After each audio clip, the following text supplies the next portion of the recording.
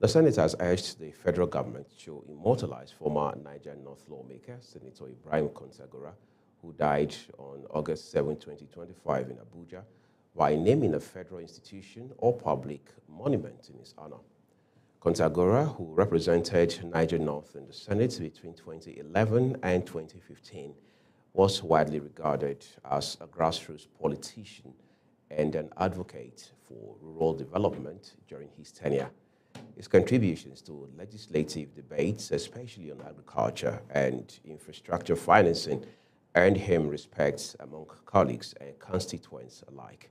The motion to immortalize him was moved by Senator Abubakar Bello from Niger North, who had like service and influence in the political landscape of Niger State. There was heated debate in the House of Representatives yesterday as lawmakers tackled the lingering non-payment of local contractors and the slow implementation of the 2024-2025 budget. The issue raised as a matter of urgent public importance by Minority Leader Kingsley Chinda and seconded by the Chairman Rules and Business Francis Wave dominated plenary, culminating in a 7-day ultimatum to the executive. Global Television's parliamentary correspondent Aniete Patrick now reports. The House of Representatives resumed plenary to the echoes of protests from local contractors gathered at the National Assembly gate. The contractors say they have completed projects since 2024 but have not been paid. Inside the chamber, Minority Leader Kingsley Chinda moved the motion citing the non-implementation of the 2024 to 2025 budget and non-payment of contractors, stressing that several promises from the Ministries of Finance and Budget have not been fulfilled despite presidential directives. Chinda reminded lawmakers that a high-level committee meeting led by the Deputy Speaker had extracted commitments from the Minister of Finance, the Minister of Budget, and the Accountant General, commitments that remained unimplemented. He warned that the hardships created by the delayed payments are worsening poverty and fueling tension across the country.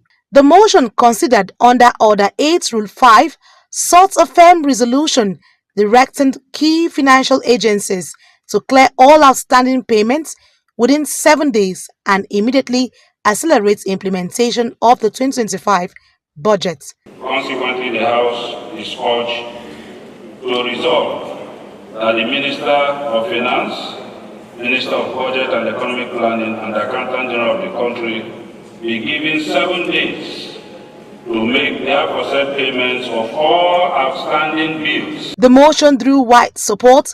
It was seconded by Francis Waife, Chairman of the Rules and Business Committee, and overwhelmingly adopted after multiple voice votes. The House also mandated its leadership to monitor compliance and report back within 1 week for what the Speaker described as further drastic legislative action if the executive fails to act. The contractors promised that during this work we will continue to demonstrate make this policy conducive for us and accessible. As the session wound down, Kabiru Amadu moved the traditional motion for adjournment, noting that the delays in budget implementation were at the heart of the tensions witnessed both inside and outside the chamber. Sitting for plenary should adjourn for 1 week. After 1 week, when we hear from the side of the executive about this issue of non-payment and implementation of the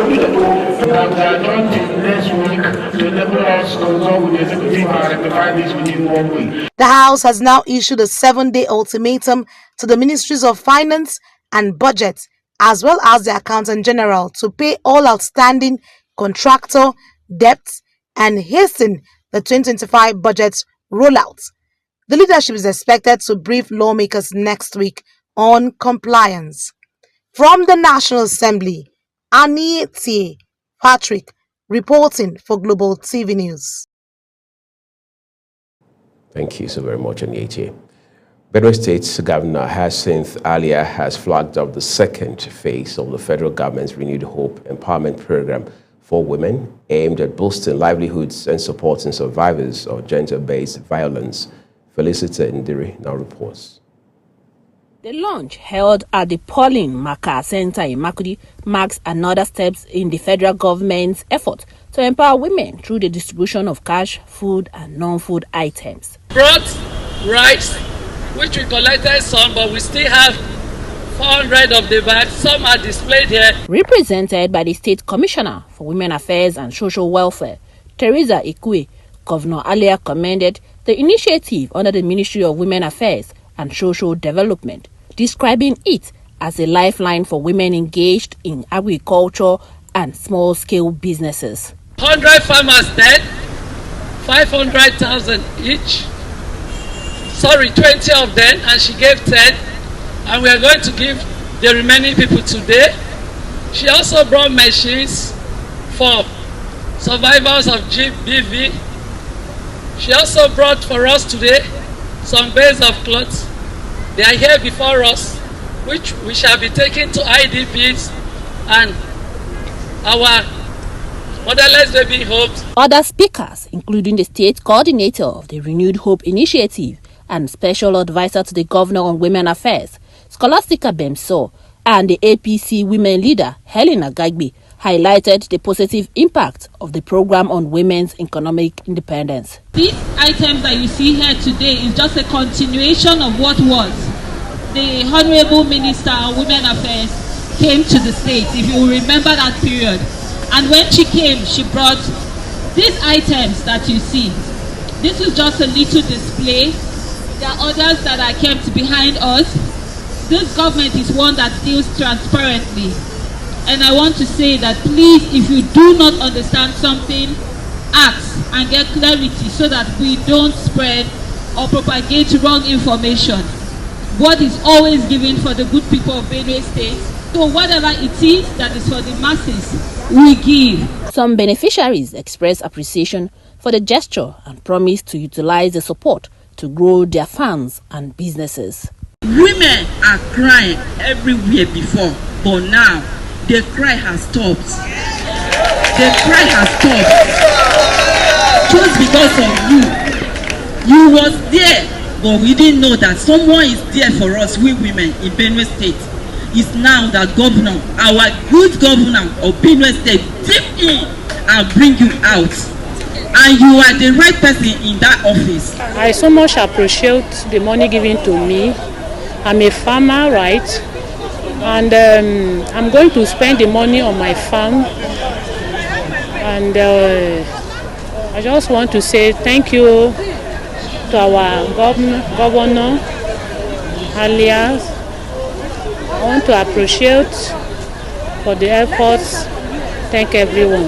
The items distributed, which include rice, cash and wrappers, were shared among women across the state, irrespective of political affiliation.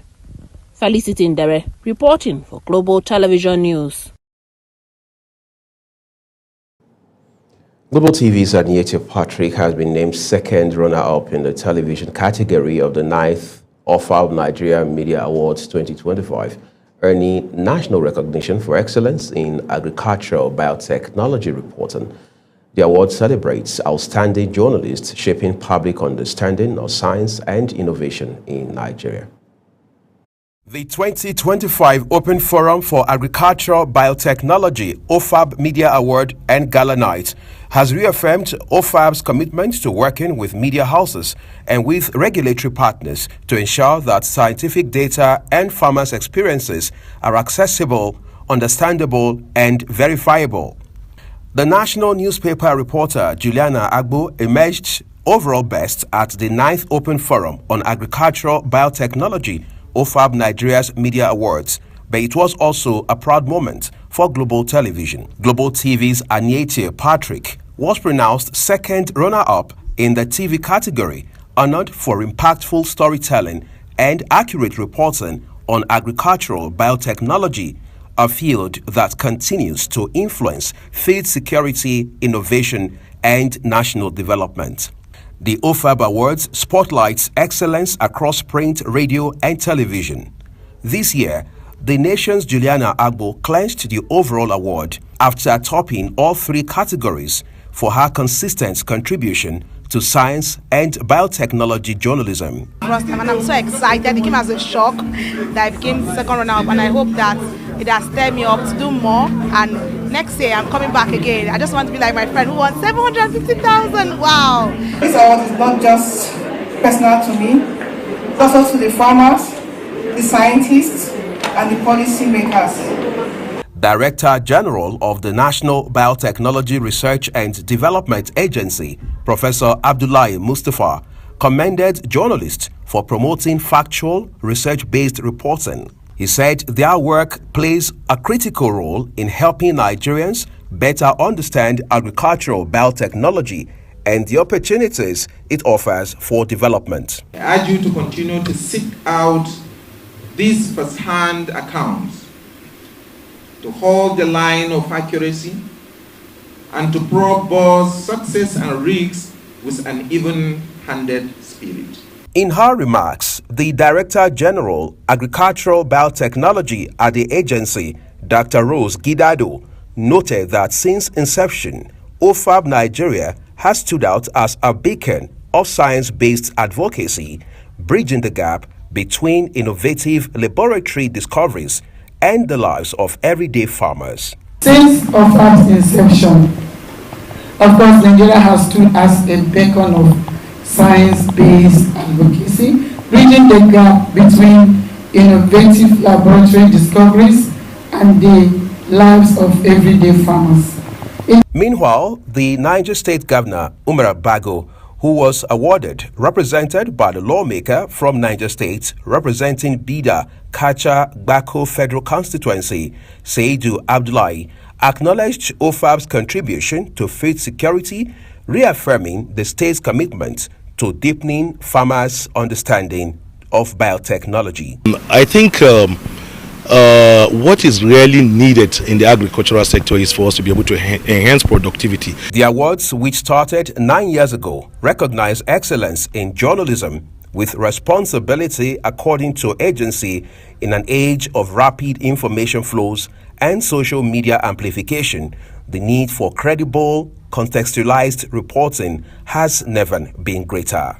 Uyi Agbomofwegbe, reporting for Global TV News. Again, congratulations, Anita Patrick. Let's turn to other stories for you now. The Nigerian Senate is preparing for a heated debate following controversial comments by United States President Donald Trump alleging a Christian genocide in Nigeria. Lawmakers say the issue is still sensitive to ignore, but must be handled with caution. Let's join Anita Patrick now for details. The upper chamber has signaled its intention to address the comments credited to U.S. President Donald Trump, claiming that Christians are being targeted in Nigeria. During plenary, President of the Senate, Godswill Akpabio, said the Senate will wait for the federal government to issue its official position before making any pronouncements. This time, the Senate President of Nigeria did not answer President Trump, and that the quotation is meant to cause diplomatic row. It is the presidency that will answer President Trump, and all Nigerians are doing their best in that direction. But who is that person that will go and ascribe a comment to the Senate President when he was never met? Akpabio stressed that he is not in a position to personally respond to Trump, describing the statement as one with many diplomatic implications. He also cautioned that Nigeria's security challenges must be understood from multiple perspectives, noting the importance of unity in a country as diverse as Nigeria. His remarks, however, drew a swift reaction from his deputy. I'm coming. Don't be scared. I can see. I said I'm not scared of Trump. I will say my mind. President of a country be scared? I'm a Nigerian. Nigeria is a sovereign nation. I'm a parliamentarian. I'm a deputy president. I can speak on behalf of Nigeria. I'm not scared of Trump. But do not allow others to speak for you. Don't be scared of Trump. Get you something. Can say your mind about Trump. Get something. We are a sovereign nation. But get something. Don't allow people to ascribe what you did not say to you. He did wrong, but he didn't say it. That's correct. You didn't say it. Yes. But what I'm saying is that you shouldn't be scared of saying anything. No. If you want me to say it now, I will say. We're not scared of Trump. I will say, but then listen. We're a sovereign nation. We're not scared of Trump. I can only say what is discussed. And he's saying lies about our country. What he's saying about our country is not correct. And we have the right to dispute what he said. As the chamber prepares for a full debate, the issue is already stirring conversations on Nigeria's international image, religious tensions, and the responsibility of public officials in shaping national narratives. The Senate is expected to take up the matter once the federal government communicates its official stance. From the National Assembly, Annie T. Patrick reporting for Global TV News.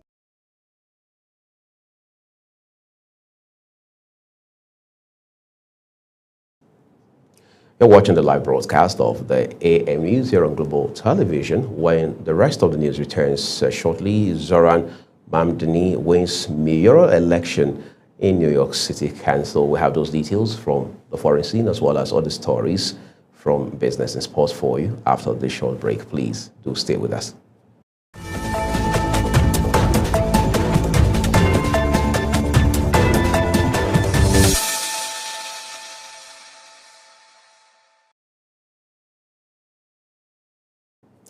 The second part of this news broadcast now returns with business. Indigenous contractors across Nigeria have taken to the streets of Abuja to protest the non-payment of funds owed to them by the federal government. Ramsey Enoch Agbo has details. Fair in Abuja as members of the Indigenous Contractors Association of Nigeria staged a peaceful protest over the non-payment of monies owed to them for various government projects executed across the country. The chairman of the association expressed disappointment over the government's failed promise since 2024. He lamented that most of the contractors are in deep financial distress because of the loans taken to execute this contract. The budget that Mr. President signed into law, the appropriation budget to 2024, all MDAs, ministry, agencies and all that we did job for, and they've commissioned most of these projects. And contractors that they've paid is not up to 15 or 20% as we speak. And most of us borrowed money, funds from different financial institutions, different banks. Even there are some of our friends that came from US, UK and all that, that has credit facilities in those countries. Now they can't even go back. Their integrity is eroded. Some of the protesting contractors also spoke to Global TV News, narrating how the prolonged non-payment has affected their operations and livelihoods. As soon as our payment we get our payment, what are we doing on the streets? And we will continue to demand for our money. We have tried. One of our members yesterday was supposed to be in the protests. He was held in the police station all through because of the payments that he's supposed to make to his debtor. Up to now, we are still having issues. One of our members fainted yesterday while going back home because we could not get results. Now he's in the hospital. So we will continue being on the streets until the government hired us. Another contractor said their staff have gone months without salaries.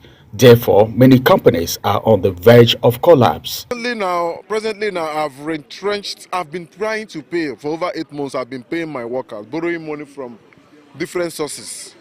But I've retrenched all my workers. At least I've retrenched about 6 of them. I have 8 workers.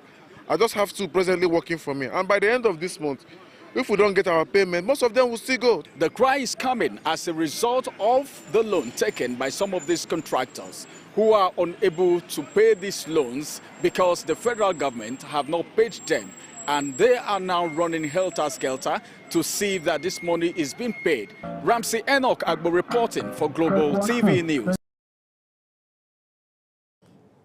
Well, thank you, Ramsey. The Senate has received the interim report of its ad hoc committee investigating crude oil theft in the Niger Delta amid fresh concerns that Nigeria may have lost more than $300 billion in unaccounted crude proceeds over the years due to alleged collusion, poor industry oversight, and entrenched sabotage networks.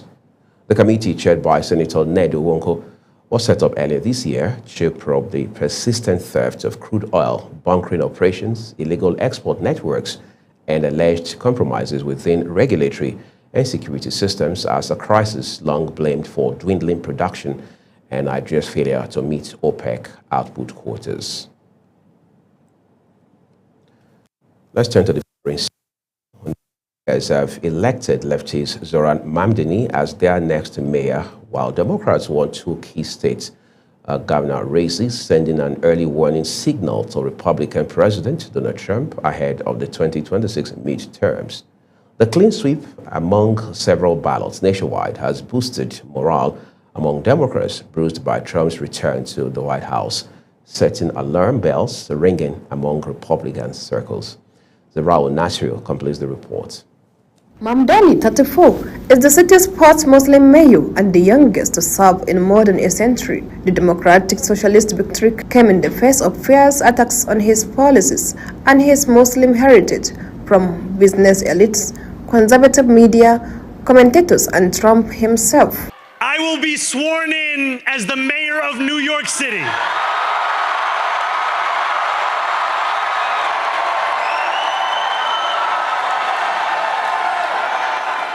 And that is because of you. The dreams we've dreamt together become the agenda we deliver together.